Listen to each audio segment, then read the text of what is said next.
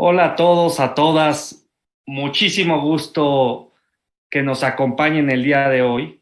Hoy es, permítanme insistir, como la difusión que ya se ha hecho al evento, es un evento muy interesante, muy novedoso, porque el tema que nos convoca el día de hoy, aquí en Colaborando, en que tratamos de tocar temas, digamos, de coyuntura laboral, es el famoso compliance en genérico y el compliance laboral, que según tengo entendido, ya nos dirán los ponentes, según tengo entendido, no hay una traducción exacta, que entiendo que es como cumplimiento normativo, ya nos dirán, pero en fin, es un tema realmente novedoso que se ha ido involucrando en esto que a veces los laboralistas llamamos como derechos laborales inespecíficos, se ha ido involucrando en lo laboral.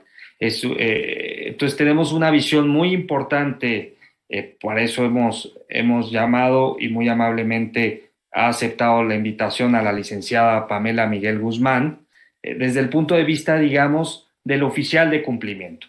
Y por otro lado, te contamos con el doctor Everardo González Garza, a quien también le agradecemos mucho que desde el primer momento aceptó la invitación a este foro. Y él, más bien, el compliance desde el punto de vista laboral en México. Bueno, realmente yo no quiero detenerme más en la presentación y por tanto vamos a ceder dos intervenciones a los ponentes.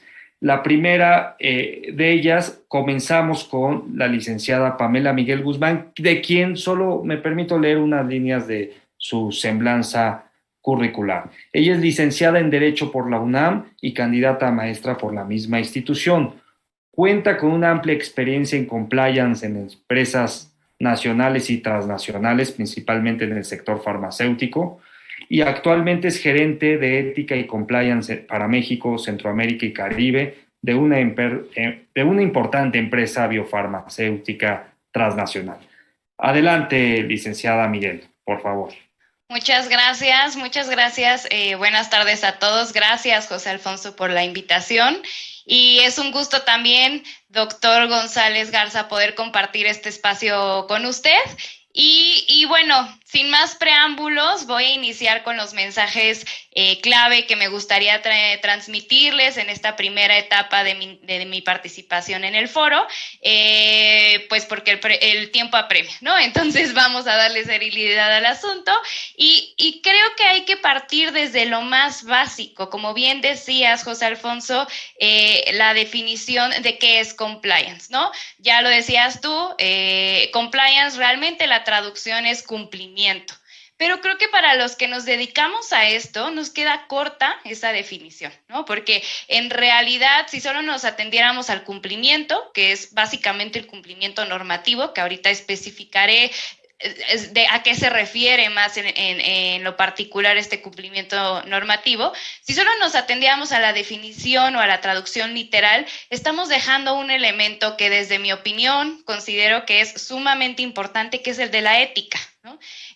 Creo yo que si nosotros como oficiales de cumplimiento, como personas que nos dedicamos a esta parte del compliance, dejamos aparte el aspecto de la ética, pues entonces no tiene mucho sentido lo que estamos haciendo porque nos quedamos con una visión mucho más cerrada de un panorama mucho más general. Y además creo que también cuando interviene la ética podemos darle un sentido social a nuestras funciones que es muy importante.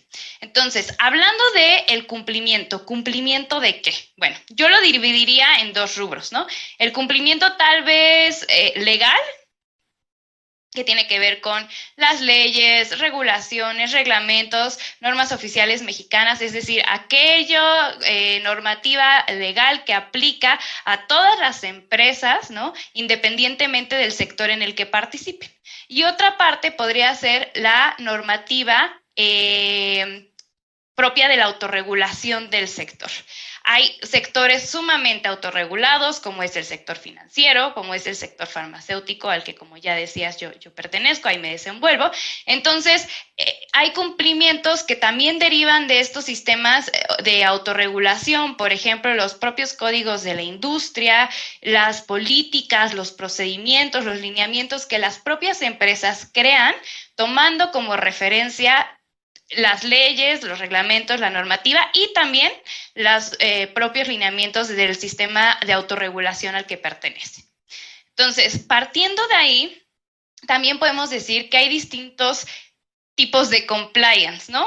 Han surgido distintos tipos de compliance. El compliance laboral, del que ya nos hablará más adelante el doctor González Garza, pero también existe el compliance penal, el compliance ambiental, el compliance particularmente de temas de anticorrupción. Es muy amplio este concepto de compliance y sí es un concepto nuevo en realidad, ¿no? Pero que cada vez va tomando mucho más importancia y que las empresas también ya le están dando mucho más relevancia al contar con una estructura de compliance dentro de la organización, porque bueno, esto también puede pues generar ventajas competitivas, que más adelante también hablaremos sobre la obligatoriedad o no del compliance. Y en un segundo aspecto, ¿cómo surge el compliance o de dónde viene todo este anglicismo que a lo mejor, no sé, creo que en México tal vez somos un poco resistentes a veces, ¿no? A los anglicismos, pero como decía, en realidad es que la traducción literal no nos alcanza. Pero bueno, ¿de dónde viene todo esto? Pues viene de las malas prácticas que se han cometido a lo largo de los años, principalmente en dos sectores, diría yo, el sector financiero y el sector de la industria farmacéutica, ¿no?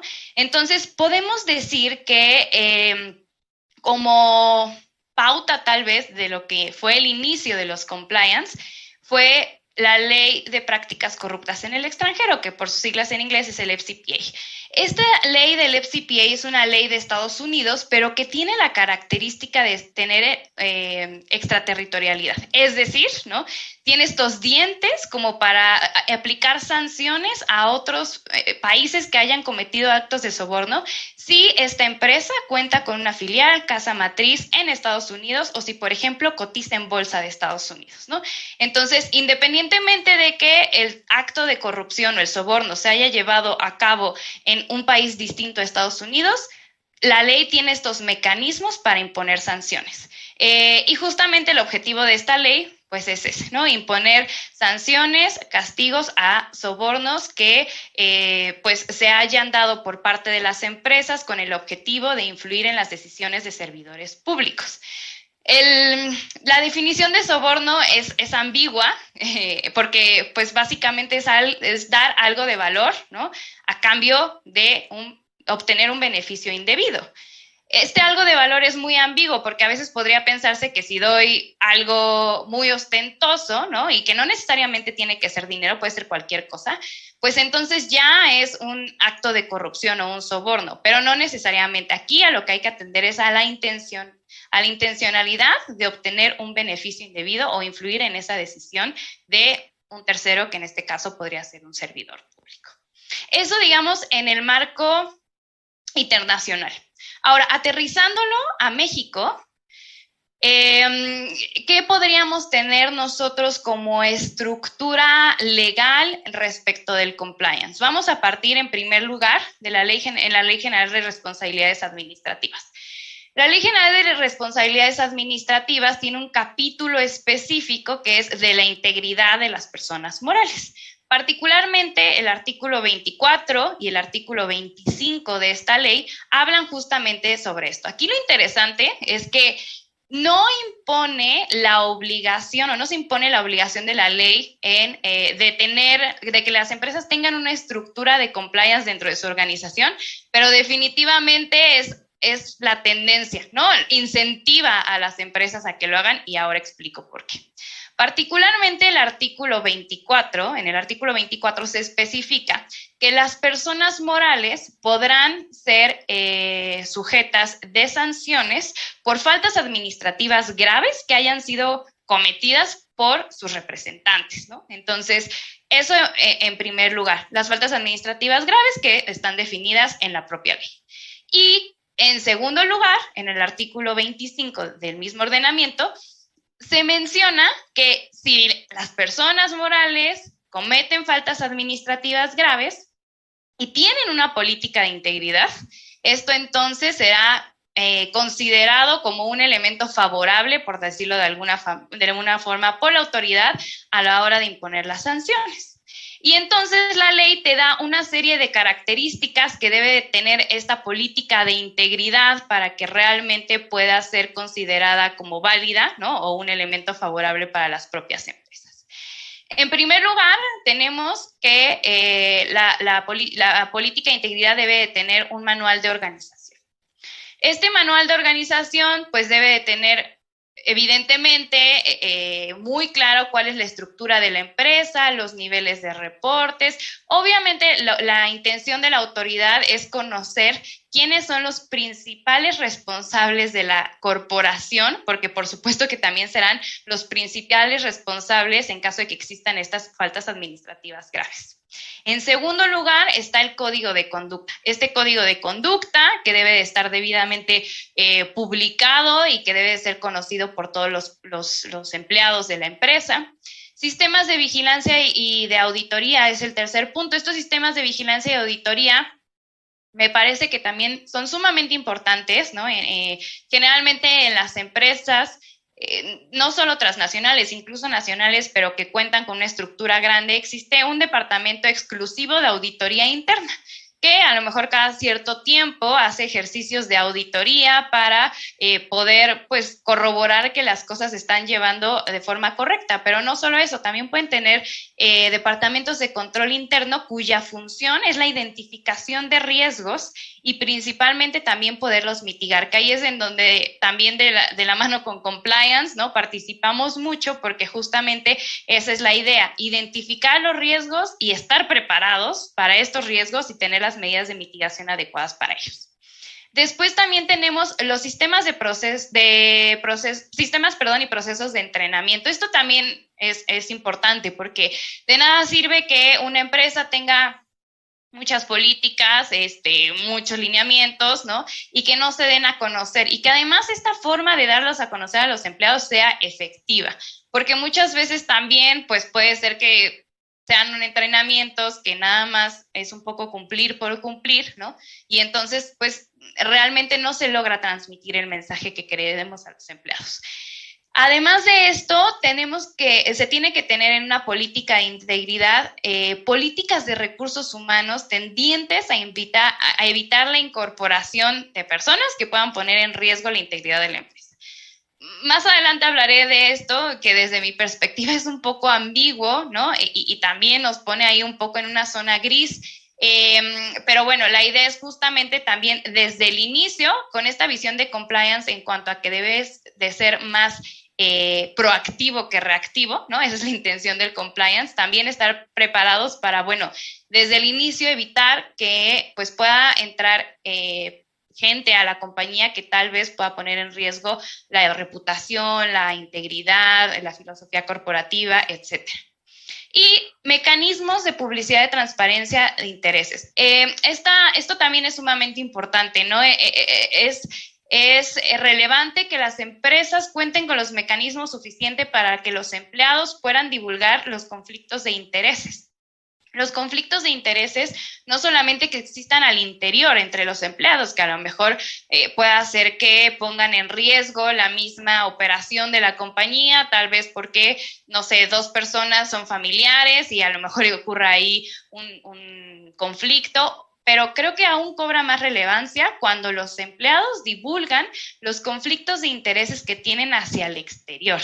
Sobre todo, si al exterior quiere decir que implica una institución pública, ¿no? O una autoridad. A lo mejor alguien dentro de la empresa tiene un familiar que trabaja en una autoridad o una dependencia de la que depende la emisión de ciertos permisos necesarios para la operación de la propia empresa.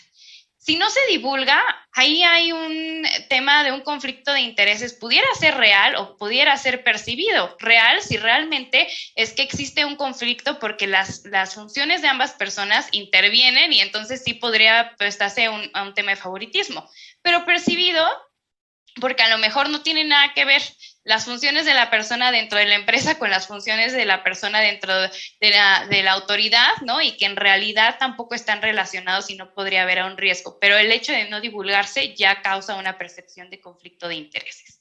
Y por último, y se me estaba pasando y es muy importante también, los canales de denuncia, que sean canales de denuncia tanto al interior como al exterior. Esto quiere decir que no solamente los empleados de las empresas tengan la posibilidad de denunciar aquello que esté sucediendo de forma incorrecta o que vaya en contra de los propios lineamientos de la empresa, leyes, etcétera, sino que hasta también sea posible que personas del exterior puedan identificar esto, ¿no? Para poderlo denunciar y bueno, que la empresa lleve a cabo las investigaciones o las gestiones que considere pertinentes para que pueda resolver ese riesgo.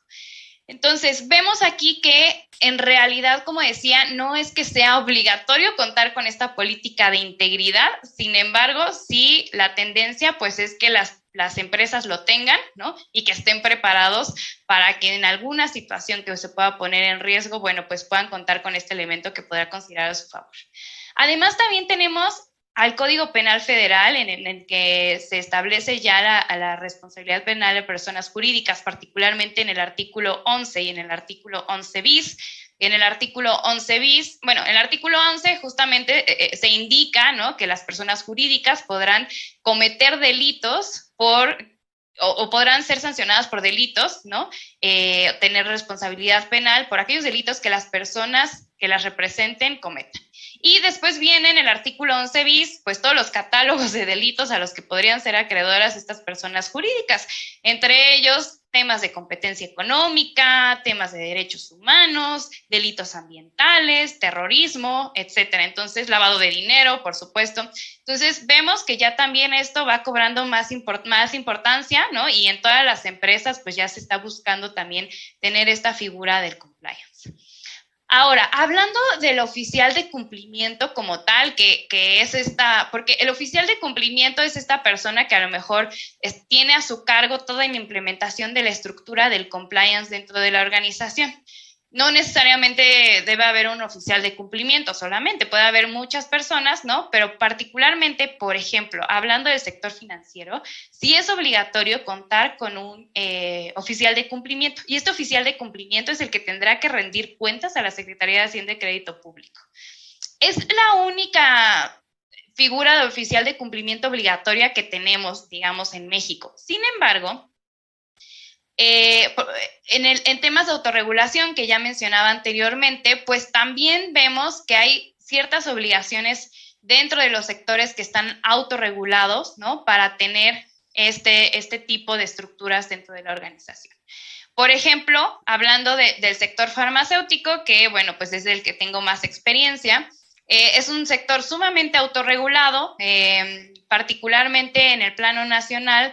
Todas las empresas que forman parte de la Cámara Nacional de la Industria Farmacéutica, la CANIFARMA, a su vez tienen que adherirse al Código de Buenas Prácticas. Tiene un nombre un poco más largo, pero bueno, es un Código de Buenas Prácticas, un Código de Ética de CETIFARMA, que es el Consejo de Ética y Transparencia de la Industria Farmacéutica, y que es un órgano que depende justamente de la CANIFARMA, ¿no? Entonces, todas las empresas que forman parte de la CANIFARMA tendrán la obligación de adherirse y cumplir con este código. Y en el plano internacional tenemos el código de IFPMA, que justamente, digamos, es el código CETIFARMA a nivel global, que incluso tiene, pues, ciertos aspectos más estrictos de lo que tenemos en el código de CETIFARMA, y que aquí las empresas internacionales o transnacionales tienen que adherirse. Las empresas nacionales no necesariamente. Entonces, es ahí también en donde vemos algunas veces algunas discrepancias que son mínimas entre un código y otro, y lo que puede o no puede hacer ciertas empresas. Y el objetivo de estos códigos es regular las relaciones entre la industria farmacéutica y principalmente los profesionales de la salud, ¿no? Pero también, por ejemplo, las organizaciones de pacientes. ¿Y por qué? pues por lo que ya decíamos, por todas estas malas prácticas que se han cometido, ¿no? En realidad es que todo este sistema de gestión de compliance, todos estos sistemas de autorregulación surgen por grandes escándalos en las empresas farmacéuticas, sobornos, y que la implicación es bastante grave. La implicación, pues al final es un soborno a cambio de una prescripción, de una receta médica, ¿no? Entonces, creo que todos aquí alguna vez hemos ido al médico y lo que esperamos desde el otro lado del escritorio, pues es que nos estén recetando lo que realmente nos va a funcionar y lo que realmente nos va a hacer bien, no lo que el médico está comprometido a recetar, porque, bueno, pues ya hay un incentivo, digamos, detrás, ¿no? Entonces, bueno, por eso justamente es que tenemos estos códigos para regular y para evitar que este tipo de conductas surjan. Y por supuesto que esto cobra mayor relevancia porque, bueno, al final estamos hablando de la salud de las personas. Entonces, esto es, digamos, el panorama general que quise transmitirle, ¿no? De transmitirles, hablarle desde la definición, de dónde surge el marco regulatorio, muy brevemente a nivel nacional, internacional y particularmente aterrizarlo también a la industria farmacéutica, pues es porque es en donde me desenvuelvo y es en donde también podría yo darles un poco más de contexto. Y bueno, por mi parte es todo en esta primera etapa. Muchas gracias.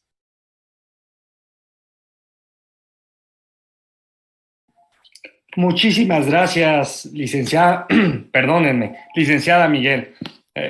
La garganta luego nos traiciona. Muchas gracias, licenciada Miguel. Realmente interesante cuánto contenido en tan poco tiempo. Pero digamos, esto me genera, para los que no sabemos mucho del tema, que hemos tenido oportunidad, yo en lo personal, de platicar contigo, licenciada Miguel, fuera de este foro, y he tenido siempre muchas dudas de cómo este tema tan genérico, tan, digamos, interesante dentro de las empresas, se puede ver desde el punto de vista laboral. Mencionabas normas oficiales mexicanas, mencionabas oficial de cumplimiento. Yo digo, bueno, en lo laboral hay gerencias de relaciones laborales, por ejemplo, en las empresas. Algunas solo tienen una persona y otras tienen a su cargo 300, 500 personas, como en empresas públicas como CFE o Pemex. Creo que Pemex ya tiene una gerencia o una unidad administrativa de compliance, no laboral, pero de compliance. Es decir, es algo que realmente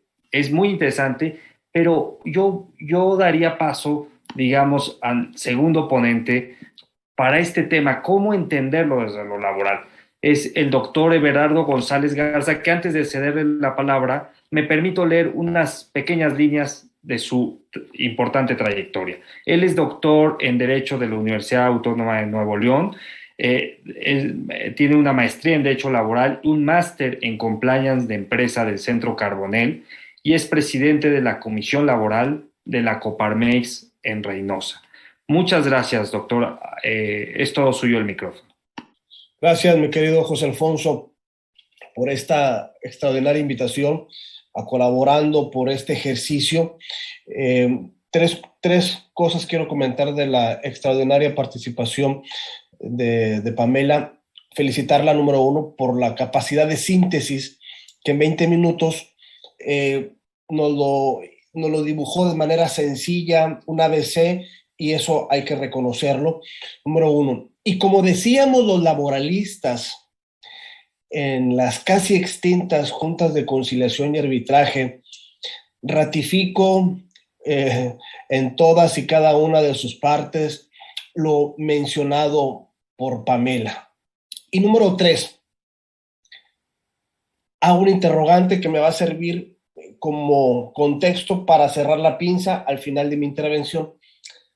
A mí, como abogado laboralista, como representante de empresas, ¿qué me tiene que servir el artículo 24 y 25 de la Ley General de Responsabilidades Administrativas? ¿Para qué me tiene que servir un programa de compliance, el código de ética, el código de conducta, los canales de denuncia? ¿Y yo qué? ¿Qué tiene que ver esto?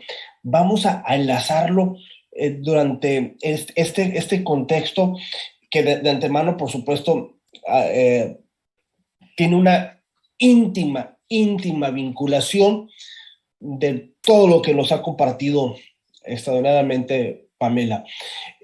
No tengo nada que abonarle al concepto.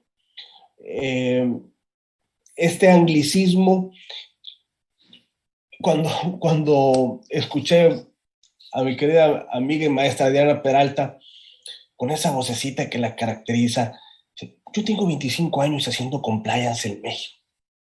25 años. Sí, tengo 25 años haciendo compliance en México. Y también laboral.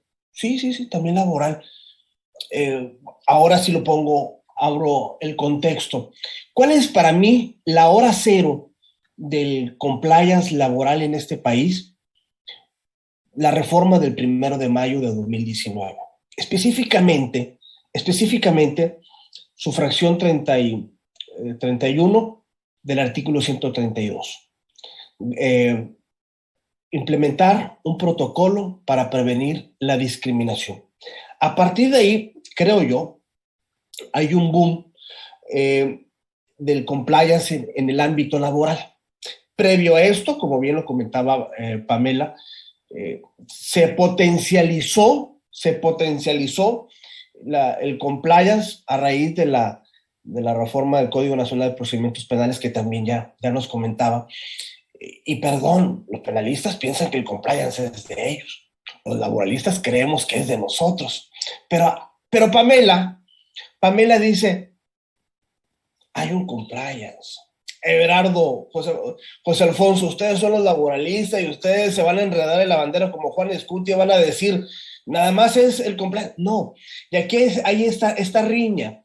Bueno, perdón, omito el término riña. Aquí hay este juego donde le preguntamos a Pamela, que amablemente nos hizo una división, pero realmente, y sin pretender aspirar a emular lo que mi hija de 11 años piensa que lee mentes, yo no leo mentes, pero en el caso de Pamela, corrígeme más adelante, Pamela, la esencia es, hay un solo compliance.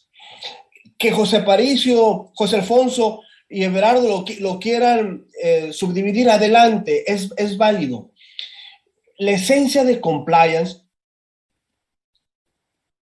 es la cultura, es la ética, la integridad, como bien lo acaba de decir Pamela. Y para mí el mejor ejemplo, de verdad, el mejor ejemplo que yo me he topado es lo que nos ha compartido en diversos foros Imelda Álvarez. Imagínate una papá, mamá, un jefe de familia, una familia ordinaria de 2 hijos adolescentes, que le dicen los papás a sus hijos, en esta casa ustedes van a hacer lo que quieran mientras no vayan a la cárcel. Oye, no puedo ir a la escuela, dije lo que quieras. Puedo quedarme aquí, invitar a mis amigas, lo que quieras. Y dice Imelda Álvarez, si esto lo traduces a una empresa, lo aterrizas a una empresa, ¿te imaginas, Pamela, José Alfonso y yo nos imaginamos, y los que nos están escuchando, el resultado de estos adolescentes sin ética, sin valores, sin principios? Pues el resultado ahí está, que no vayan a la cárcel, hagan lo que quieran. Si esto lo materializas a una entidad corporativa, nos da el mismo resultado. Cubrir por la exigencia de la norma es insuficiente. No estamos haciendo compliance. Estamos haciendo lo que tú quieras, Pamela, José Alfonso, lo que tú quieras, menos compliance si no lo aterrizamos a esa parte. Partiendo de esta situación, cumplimiento. No, creo que no es la pregunta no es qué vas a cumplir, sino cómo vamos a cumplir. Y en un país como el nuestro, en donde cumplimos por exigencia y no por cultura, reitero, cumplimos por exigencia, porque está la Secretaría del Trabajo exigiéndote un reglamento, contrato, revisiones, extinguidores, etc. Pero no cumplimos por cultura, ahí donde hace que no embone el compliance con la parte de la función que debemos de tener en las empresas. ¿Qué vamos a cumplir? Es la siguiente pregunta. La norma, José Alfonso, Pamela, auditorio que nos acompaña. Bueno, ¿cuál norma? Si lo aterrizamos a materia laboral, es la norma local, de la Ley Federal del Trabajo y las reglamentaciones que de esto deriva, como bien comentaba Pamela, si estás en la farmacéutica, si estás en diverso giro, con la norma específica, pero de manera muy cortita vamos a aterrizarlo a la Ley Federal del Trabajo. ¿Qué otra norma? Pues la internacional.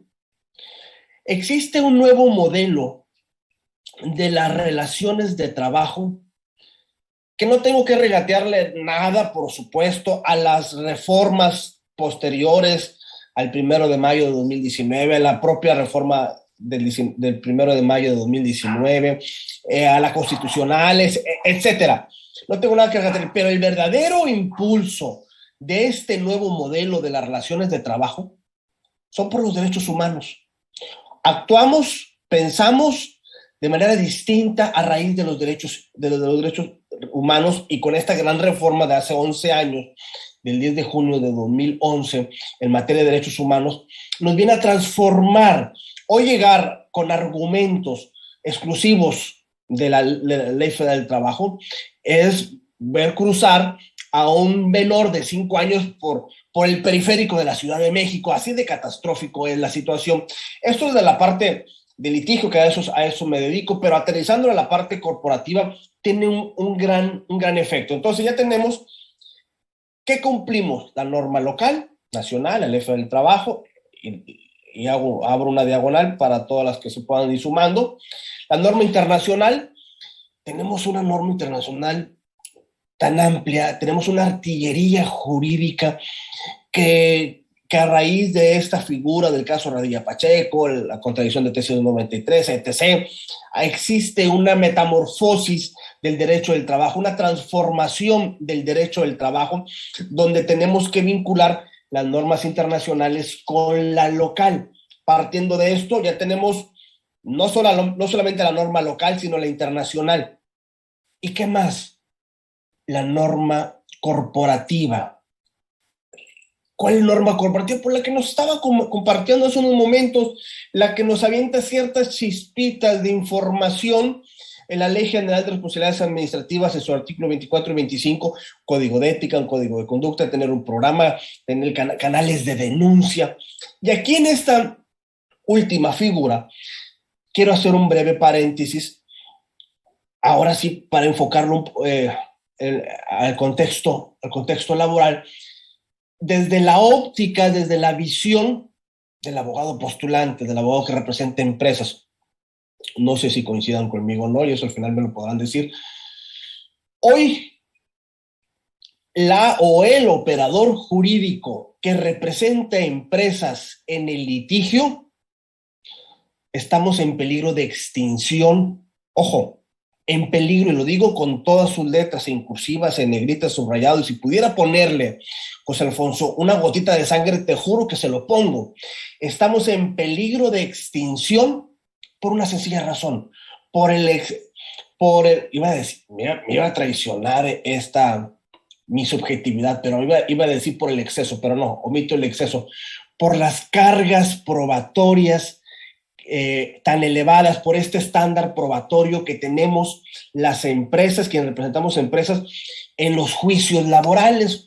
El ofrecimiento de trabajo se hizo añicos, lo hace añicos la reforma del 19, la carta renuncia, y ahí donde entra la figura de los derechos humanos con el derecho humano, la igualdad y no discriminación, que tiene esa dualidad de funciones, ser un derecho humano y ser principios.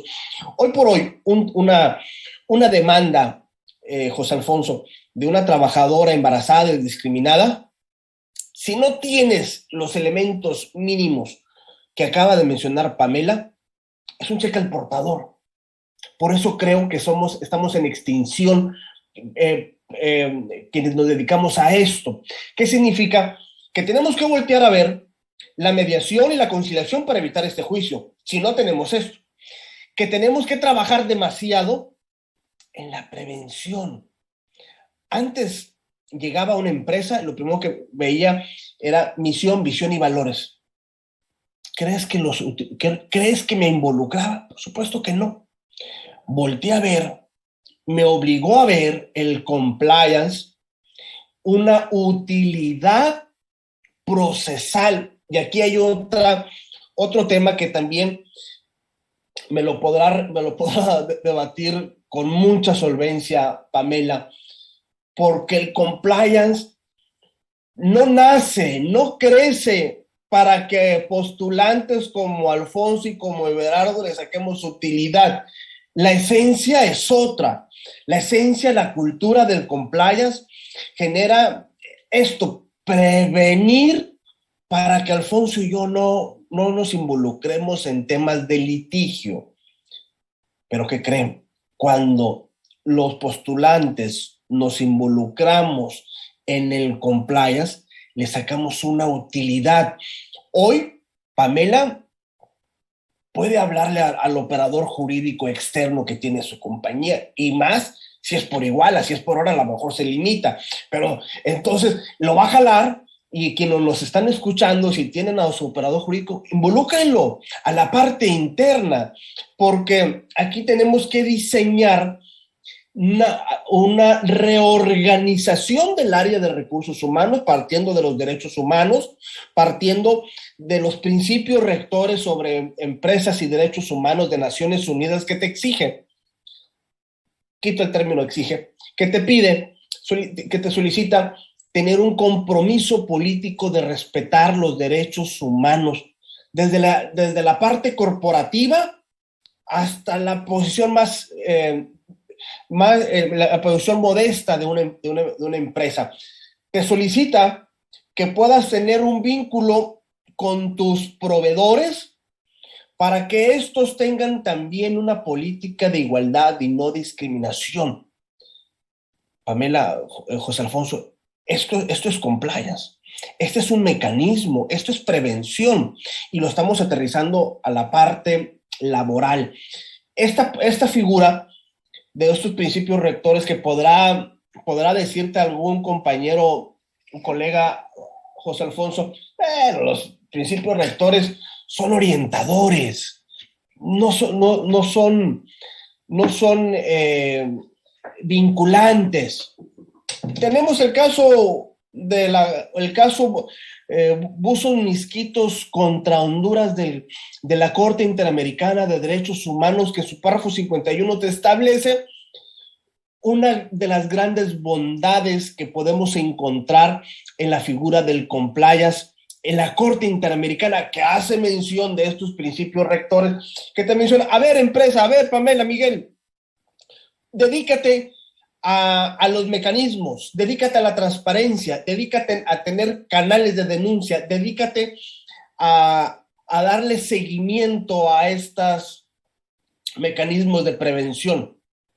Solamente dedícate a eso. No tienes la obligación de dar resultados. Y aquí, en esta jurisprudencia de la Corte Interamericana, me permite tener un nuevo elemento para poderlo confortar en mi estrategia. Y me regreso un poco. Mujer, despedida, embarazada y discriminada. Le pregunto a Pamela, ¿tienes un protocolo para prevenir la discriminación? No. ¿Canales de denuncia? No. Y empiezo a enumerar. Yo creo que ni haciendo una sesión espiritista con Mario de la Cueva, Néstor de Buen, ni Alberto Trevo Urbina, la libramos. Hay un artículo de un colega español que dice, estamos ante la prueba diabólica, ni el abogado del diablo nos va a sacar adelante. Es más, ni rezándole a San Diferimiento, esta estampita tan milagrosa que nos ha ayudado en los juicios laborales, estimado José Alfonso. Es decir, nuestro estándar de exigencia es demasiado alto que tenemos que voltear a ver. Si tú quieres, me va a decir Pamela, ahora sí me voltean a ver porque a ustedes se les está complicando allá. Sí, pero como dijo el filósofo michoacano, haiga sido como haiga sido, tenemos que voltear, estamos inmersos en esta figura de la prevención. Y perdón, ahí hay tantos temas que podemos ir abordando de la utilidad que genera procesalmente hablando en este nuevo contexto. Y bueno, me quedé un poquito apasionado, usted disculpa. Muchísimas gracias, doctor Everardo. Qué magnífico que estemos 20 minutos y 20 minutos exactos en una charla de verdad maravillosa.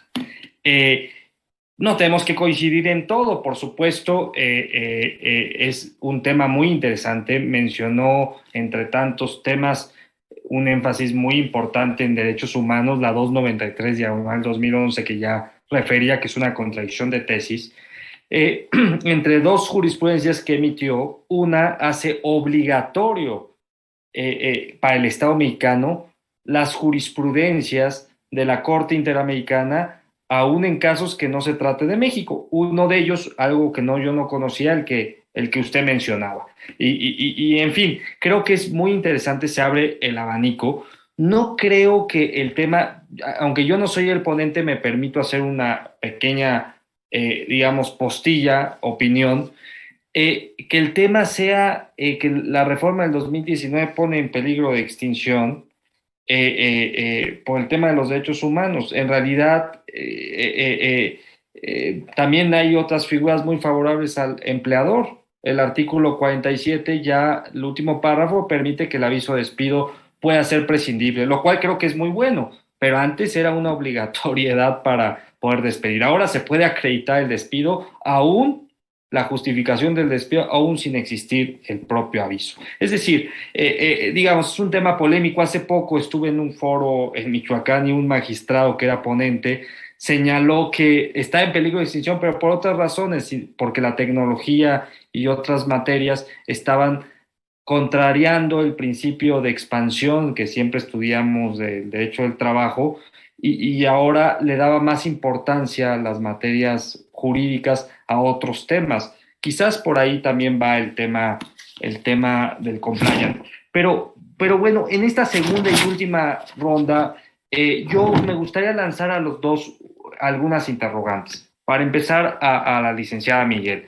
Este tema que ya mencionaban ambos, de que no solo lo legal por ser legal es ético, o solo con el cumplimiento legal basta, puede ser legal, pero un cumplimiento puede no ser ético, un comportamiento, una práctica, me lleva a pensar, y esta idea de los principios y reglas, a muchas figuras que ya se dan en el derecho, por ejemplo, el velo corporativo, que es una figura muy interesante, me llevan a pensar que a lo mejor el compliance, y eso solo es un interrogante, no es una afirmación, para la licenciada Miguel, el compliance no prejuzga sobre, como decía también el clásico de Atlajomulco, ya no diría el filósofo de Michoacán, sino de Atlajomulco, que la corrupción es cultural. Entonces, que la corrupción en las empresas es cultural, entonces se presume su corrupción y es necesario ponerles un candado, una cuerda atada para un mejor cumplimiento, porque se presume que por naturaleza lo son. O cómo es que debemos entender, digamos, si hay o no una presunción de corrupción o no bajo esta figura del compliance. Adelante, Miguel. Gracias, José Alfonso. Y bueno, sí, la verdad es que creo que esta parte, ¿no? de la idea en cuanto a que la corrupción es algo que se trae en la sangre, hablando de países como México, Latinoamérica en general, y no quiere decir que en países más avanzados no exista corrupción, simplemente existe en otros niveles y en otras, desde otras perspectivas. Yo difiero en este concepto en cuanto a que la corrupción se trae en la sangre y la corrupción es cultural, ¿no? Hablando del tema corporativo, bueno, sí, como ya decía, toda esta estructura de compliance, de gestión de riesgos, surge como respuesta a las malas prácticas, desde una visión mucho más preventiva, ya también lo decía el doctor González, pero no quiere decir que nosotros ya somos corruptos y tenemos que ponernos casi o darnos un manazo, ¿no? Porque si no, entonces vamos a hacer algo incorrecto. Yo creo que la corrupción, tristemente, sí es algo que ha surgido en nuestro país por muchísimos factores, ¿no? Principalmente la desigualdad. Y que así como se han creado, y en alguna ocasión escuchaba a un ponente, así como se han creado islas de no integridad, nosotros desde nuestras trincheras, hablando en nuestra vida profesional, pero sobre todo y más importante en nuestra vida personal, con nuestra familia, con nuestros amigos, tendríamos que estar fomentando estas islas de integridad, un poco para ir revirtiendo esta situación. Es muy romántico decir que nosotros está el cambio, no, ojalá fuera así, ¿no? Ojalá si nosotros mañana nos despertáramos con un chip diferente, las cosas fueran mucho más buenas y la realidad fuera distinta. No es así, dependen de muchísimos factores. Sin embargo, sí creo que también nosotros podríamos ayudar a que esto fuera pues mejorando cada día más en cuanto a la realidad que tenemos como país particularmente. Ahora, retomando un poco temas de compliance y también respondiendo al doctor González Garza, coincido plenamente, ¿no?, en el tema de la cultura. Es importantísimo que el tema de compliance se vea como una cultura. Por ejemplo, el tema de los canales de denuncia, que sea una cultura, alzar la voz, o como le decimos en el mundo corporativo, el speak up, ¿no? Alzar la voz, que sea una cultura, no que sea una campaña que a lo mejor lanzan las empresas cada cierto tiempo porque incluso desde casa matriz se los están obligando a implementar, sino que realmente la gente lo viva como una cultura.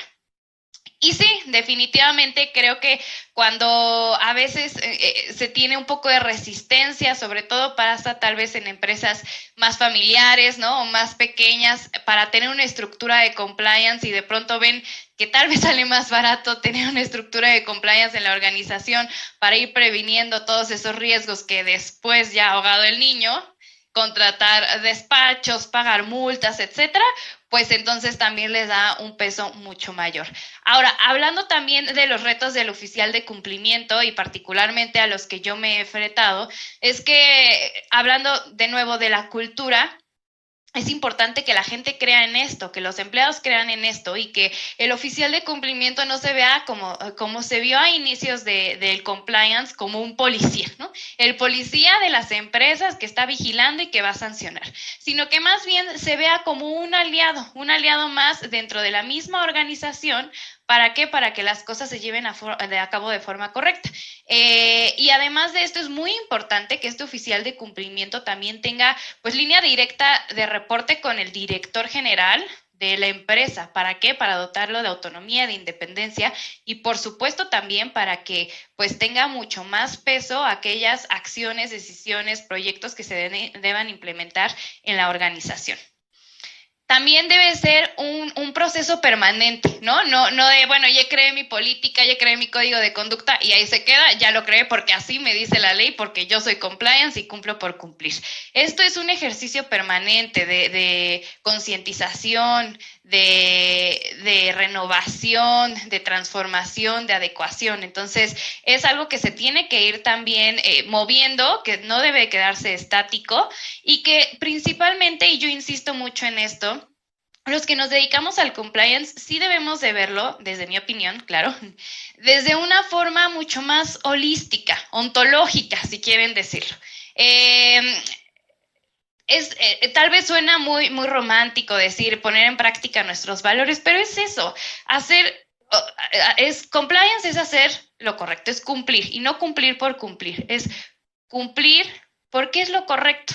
Y también pongo estos ejemplos cuando doy capacitaciones. Si nosotros tomamos una decisión y nos sentimos orgullosos de esa decisión, tanto que podemos llegar a la cena con nuestra familia y decir, oye, ¿qué crees? Hoy decidí esto, ¿no? O hice esto que tuvo este impacto positivo en mi trabajo, pues entonces vamos por un buen camino. Pero si nosotros ya nos sentimos como incómodos con nuestra propia decisión o incómodos en pensar si eso que queremos decidir es correcto, pues entonces ahí es ahí cuando hay un foco rojo.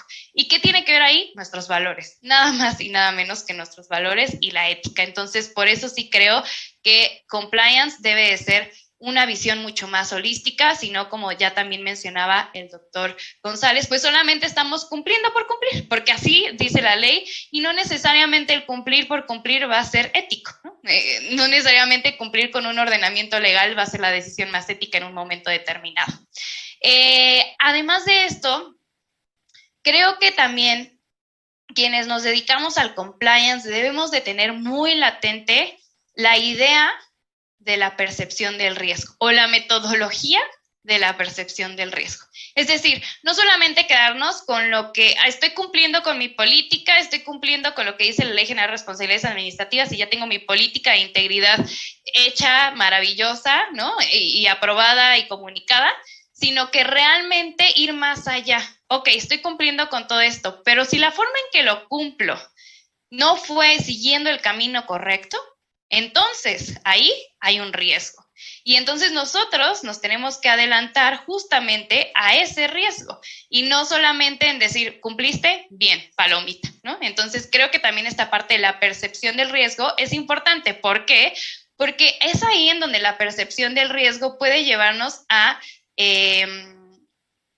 riesgos reputacionales. Y los riesgos reputacionales, déjenme decirles, que pueden ser incluso mucho más perjudiciales que, por ejemplo, una sanción, una multa impuesta por la autoridad, que puede ser una multa millonaria, ¿no? Y que le duela al bolsillo de la empresa sacarlo, sí, pero sin embargo, y más ahora, con la era digital, ¿no? Cualquier escándalo de corrupción se queda, y se queda para siempre.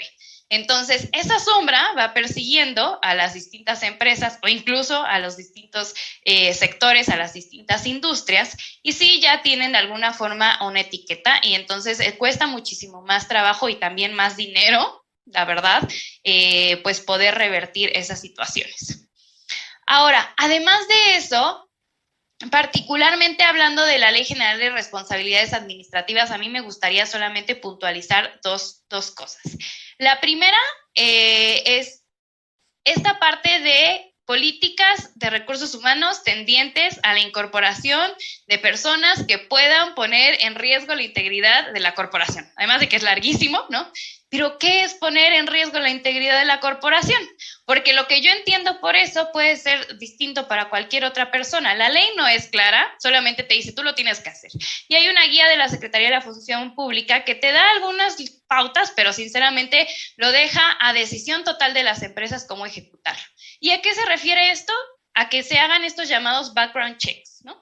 Estas revisiones que se hacen y que incluso existen proveedores específicos para revisar los antecedentes de los candidatos a una vacante. Y entonces aquí me lleva a este otro punto que ya también hablaba el doctor González de temas de discriminación. Como es tan ambiguo esto, ¿hasta qué punto nosotros? Digo, sé que también hay algunos temas ya en nuestra Ley Federal de Trabajo, que seguramente también nos podrá hablar un poco el doctor González, pero ¿hasta qué punto podemos, ¿no?, ir a esta revisión de los antecedentes sin caer en un tema de discriminación?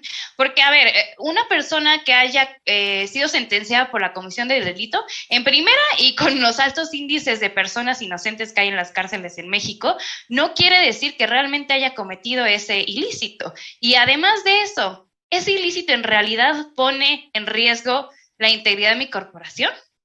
No necesariamente. También podría ser dependiendo del delito, ¿no? Entonces, creo que esto sí es muy, muy ambiguo y que pone en riesgo, sobre todo en temas de discriminación.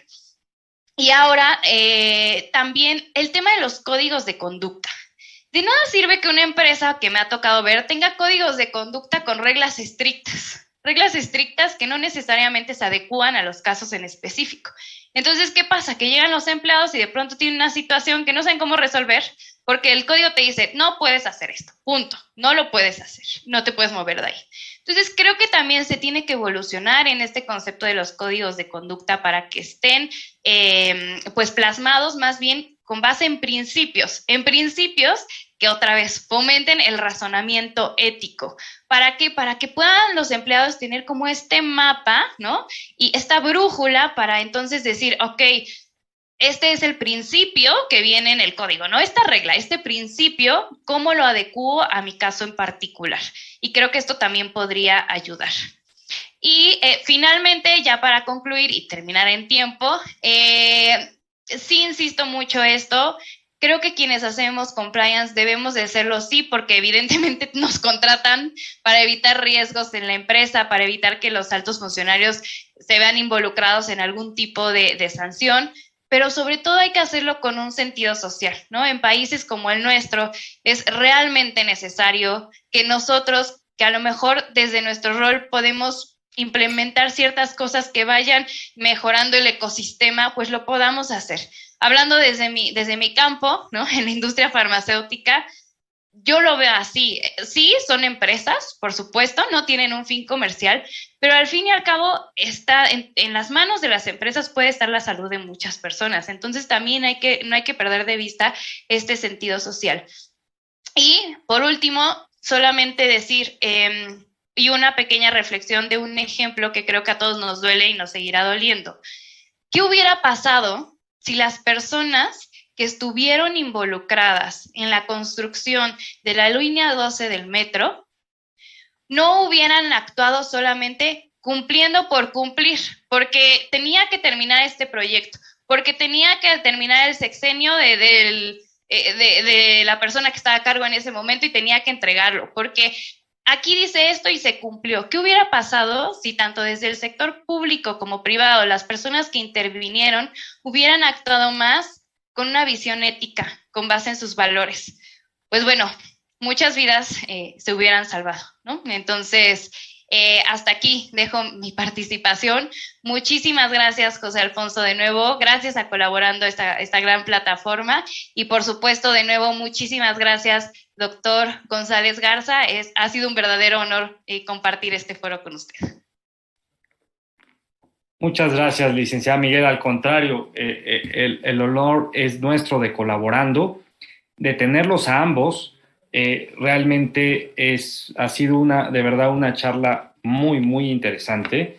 Creo que estas dos visiones se complementan, como bien señalaba el doctor Garza, y como bien señalabas tú, licenciada Miguel, hay una serie de temas que no bastan, insisto, y perdón que reitee, con el cumplimiento legal. Pero yo voy a lanzar una segunda interrogante, así como se la lancé al licenciado Miguel, al licenciado Everardo, al maestro y doctor Everardo González Garza, respecto de, y se lo he cuestionado en algún momento, insisto, a Pamela Miguel, respecto de el tema del compliance. Por ejemplo, en materia de datos personales, en posición de los particulares, porque sabemos que hay una legislación del sector público, hay una obligación también de tener, no se dice como oficial de cumplimiento, pero alguien destinado en la empresa particularmente para la protección de datos. La protección de datos, en estos derechos que ya llamamos como derechos laborales inespecíficos, hay derechos laborales que tienen que ver con los datos personales de los trabajadores. El aviso de privacidad es una obligación que puede incluso como buena práctica ir en el contrato de trabajo. Esto lo desconoce la mayoría, digamos, de empleadores y de abogados laboralistas porque es un tema, digamos, muy particular. Hay una sola autoridad que lo expide, es un personal muy pequeño el del INAI en materia de datos personales, una autoridad de privacidad muy pequeña, a diferencia del tema de transparencia que es más grande.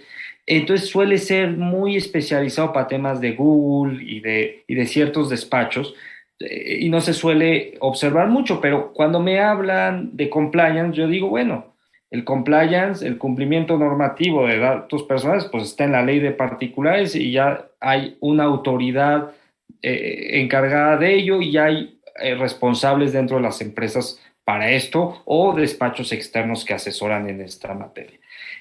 Pero igual avanzo y vemos la reforma en teletrabajo y se dice, ahora surgió una nueva figura y es el tema del derecho a la desconexión laboral. Y muchos laboralistas, hay un laboralista muy importante chileno que se llama José Luis Ugarte, y dice, pues no es otra cosa que el derecho al descanso. De hecho, al descanso siempre, legendariamente, ha estado en nuestra legislación. Se llama desconexión laboral, pero el derecho al descanso siempre, el derecho a las vacaciones, a terminar la jornada de trabajo. Quizás le agregas el tema tecnológico, pero es, digamos, en genérico lo mismo desconexión que el derecho al descanso. Y luego volviendo al compliance, ¿qué en los contratos colectivos, si compliance es autorregulación también? Los contratos colectivos de trabajo no es una forma de autorregularse en materia laboral, es decir, de negociar empresa y sindicato, una auténtica representación, teóricamente así debe ser, que señalen cuáles son las características específicas del sector, de la industria, que se adapta a los trabajadores y entonces regulan ciertos temas. Por ejemplo, el teletrabajo es un tema que ahora ya es obligatorio regular si es que se va a utilizar, pero muchos otros temas que de manera voluntaria entre las partes se han puesto de acuerdo. Hay muchas cláusulas de todo tipo. Hay en la industria química, por ejemplo, en España, autorregulación a través de contratos colectivos, se llaman convenciones generales en materia de datos personales. Es decir, que no la autorregulación ya había estado en estos instrumentos legendarios de negociación colectiva, del reglamento interior de trabajo y ahora, que creo que es un tema que también maneja muy bien el doctor Garza, de normas oficiales mexicanas en materia laboral. Es decir, la pregunta en concreto, y perdón que me extienda porque insisto, la plática no es mía, la pregunta en concreto, la interrogante es, ¿la autorregulación de la que ahora hablamos en materia laboral no es algo que siempre ha estado presente, doctor Garza? Gracias, José Alfonso. Bueno, este último comentario, el último segundo de tus comentarios me lleva a un libro que debes de tener ahí a espaldas tuyas, del maestro Miguel Borrell Navarro, Análisis Práctico y Jurisprudencial del Derecho Mexicano del Trabajo, de Editorial Sista, que se lo encuentra en una librería de libros usados. Adquiéranlo, por favor. El maestro Borrell Navarro, de los años 70, 80, nos decía, el reglamento interior de trabajo se debe llevar a cabo mediante una comisión mixta. No te dice si esa comisión mixta es permanente o es eventual, dice el maestro. Se pregunta, dice, yo recomiendo que sea permanente para que le den cumplimiento a esa exigencia. Es compliance, es cumplimiento, es la manera de autorregular y lo encontramos en el reglamento. Y esto, hay diversos tópicos, por ejemplo, los derechos ARCO, el acceso, rectificación, cancelación, oposición de datos personales, el contrato colectivo de trabajo, el teletrabajo, la NOM 035, y hago aquí una acotación. Hacer compliance laboral no es solamente la NOM 035, no es solamente la NOM 035. Porque a veces dice, oye, ¿cómo andas en el tema de compliance? Muy bien, vamos muy bien con el cuestionario de la NOM. No solo es eso, que gracias a la NOM se le ha dado se ha potencializado mucho las normas mexicanas, oficiales y mexicanas en nuestro país.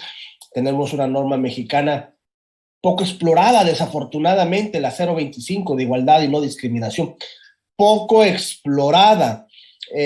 Si llego con Pamela, le pregunto, Pamela, ¿tienen un contrato colectivo? Sí, fíjate que tenemos un contrato colectivo. ¿Qué sindicato es? No, pues el líder del sindicato es José Alfonso Aparicio. Ah, muy bien. Ahí tengo, perdón. Ahí tengo un riesgo.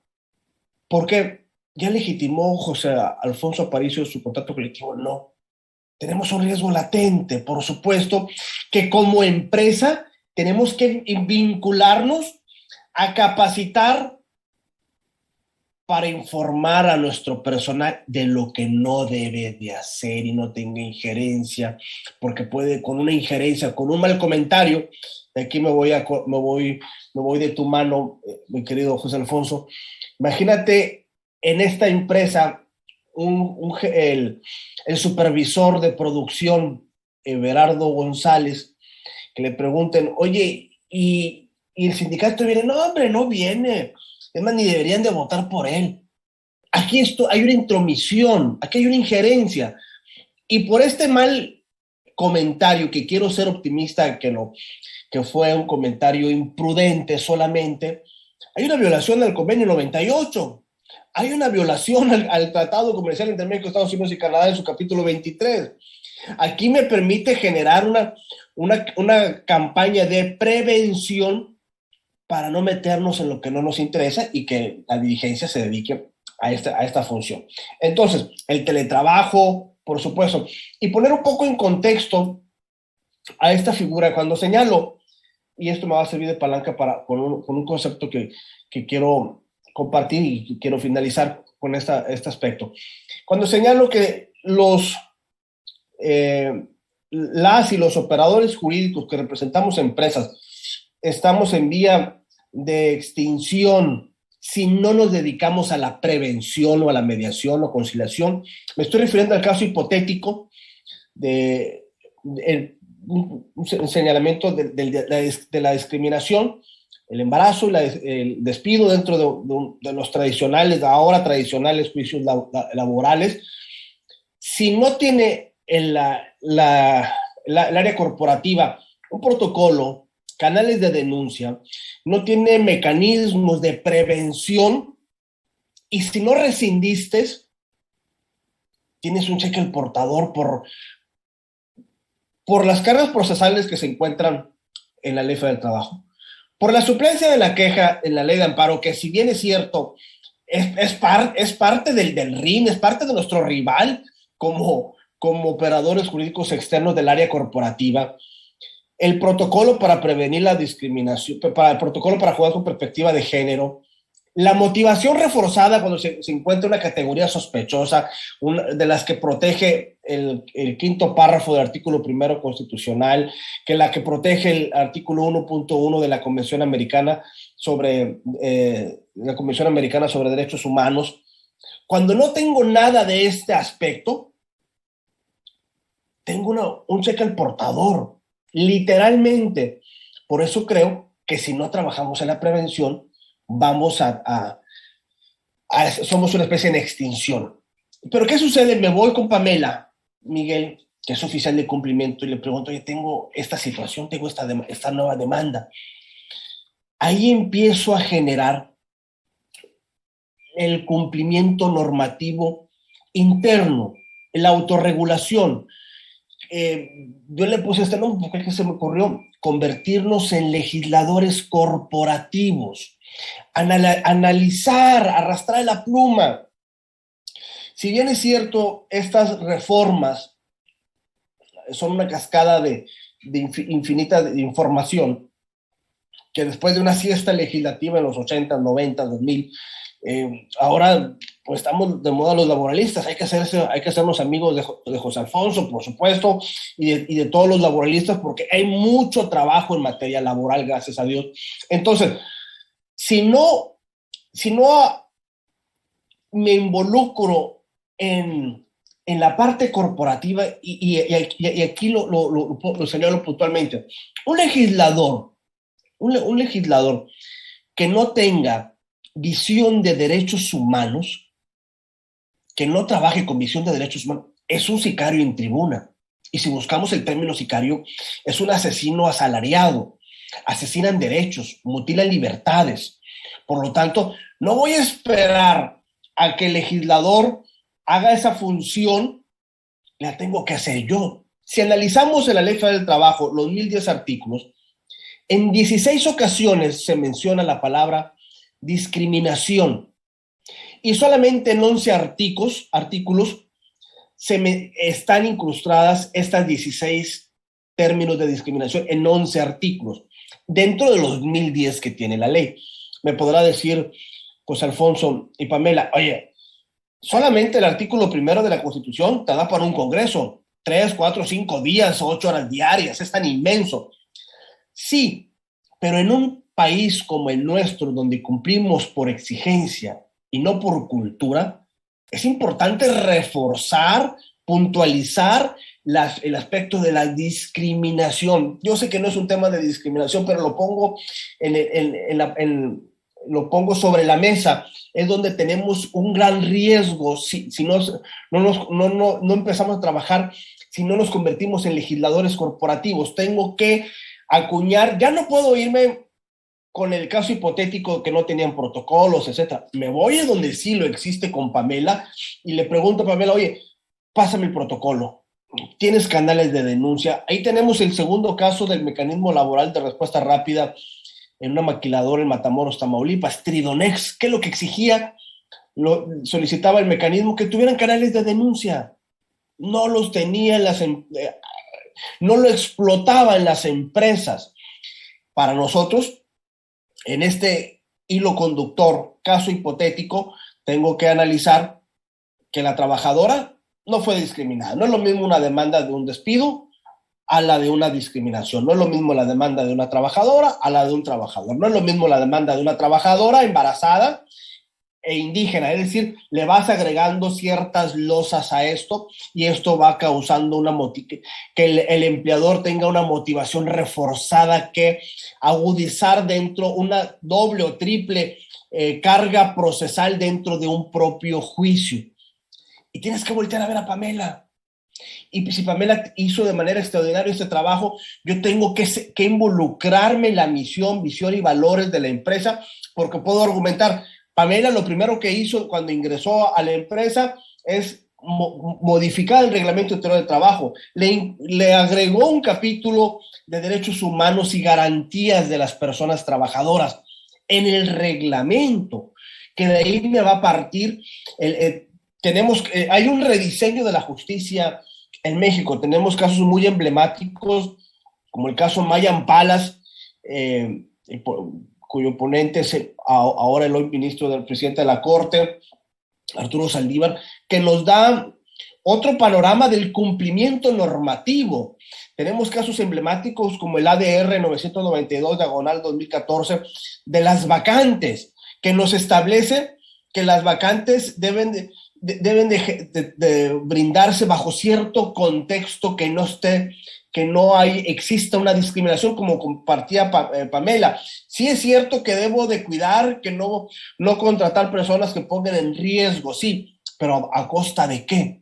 Tienes que generar también un diseño de perfiles para que seas incluyente, por supuesto, no quedarnos en el tintero con aquella iniciativa o reformas aprobadas por el Senado de la inclusión laboral para personas con discapacidad con el 5%.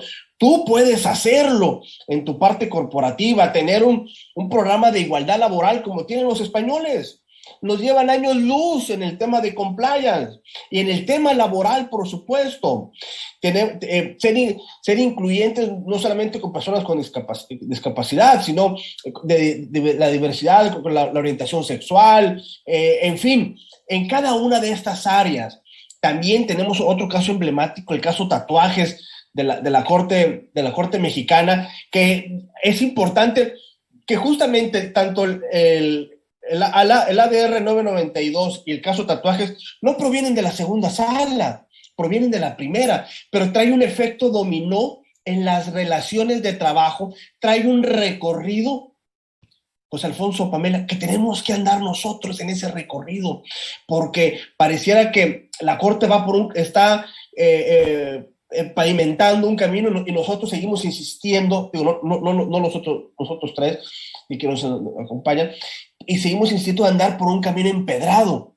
No, tenemos que armonizar. Y corono esta intervención con una frase que me encanta de David Bone de la Garza, un secretario de Estudio y Cuenta de la Corte.